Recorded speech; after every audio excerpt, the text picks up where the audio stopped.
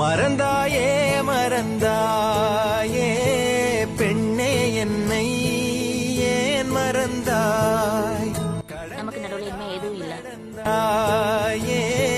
யாரோ என்று ஏன் கடந்தாய்? நீங்கி போனால் நான் யார்? மறதியா அவதியா சகதியா? நிகழ்ந்தவை எல்லாம் பொய்யாயானால் நீயா?